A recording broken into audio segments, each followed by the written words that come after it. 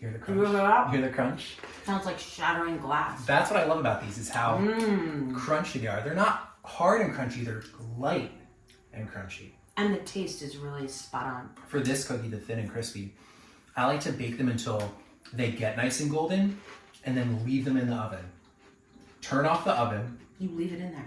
Turn off the oven, crack the door open so they cool in the oven. Okay, so you, a little, like an inch or two, you leave the oven door open. So air's going in there and the oven's kind of cooling. Right, so they're toasting. Such a good tip. It's a great way to ensure that they're crispy, even to the very center. Yeah, this is crispy all the way through. All the way through. Look at that. These are much thicker, right? Let's check these out. See, they still have that bend. Look at that. And that's the opposite. Total opposites. All right, how do we get that? The knees come out of the oven. What we're gonna do is take a piece of parchment and you lay it right over top. I just take a couple utensils, put it on the parchment to hold it in place. So it's gonna trap the moisture in so the cookie holds on to more of the moisture that was part of the dough so that they stay chewy, soft in the center. One, the crunchy, we leave in the oven a little bit longer at a lower temperature. Just shutting the oven off and walking away. Oven door slightly open. And then the other, we do the opposite, which is we trap that steam in there. I actually like to use the cookie scoop.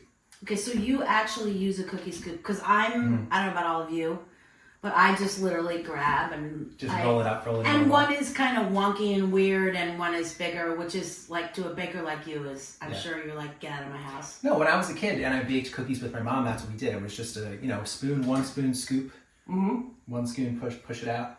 No, in my house like it was grab it and roll. Roll it with your hands. It's like a meatball. Yeah. And once in a while, you wet your hands and just lightly dried them so they were a little moist, so you didn't catch all the dough on your hands. Am I fired without even starting? No, oh my God, not yet. You are hired. You would use this for these bigger guys. For these bigger ones, and then just a smaller one for these. What I do like to do though is level the scoop out, just so that they're more consistent. If you want 12 cookies, it's an easier way to get an even number of cookies.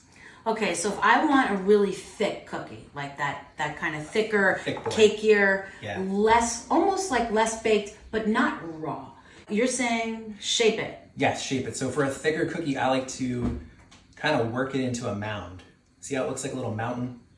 Okay, I have never... It looks like a giant gumdrop. Okay, I have made a lot of cookies. Like, I did not come to play. Yeah, I have never put a cookie batter dough down like that. Are you saying that's how you bake it? What I'm saying is if you want a thicker cookie, make a thicker ball of cookie dough. Because the cookie's gonna go to the gym when it gets in the oven, and if it has harder to work, it's not gonna end up in the same place.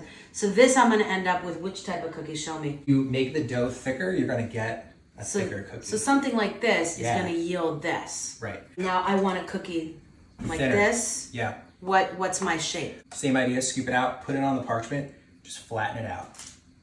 Give it a head start. And you flatten, by the way, on the tray. I know this sounds silly, but I'm the type that would sit there like this in the air, but actually it makes sense. So flatten it on the tray. Yeah. Chill the dough because it's gonna bake better. It's also gonna taste better.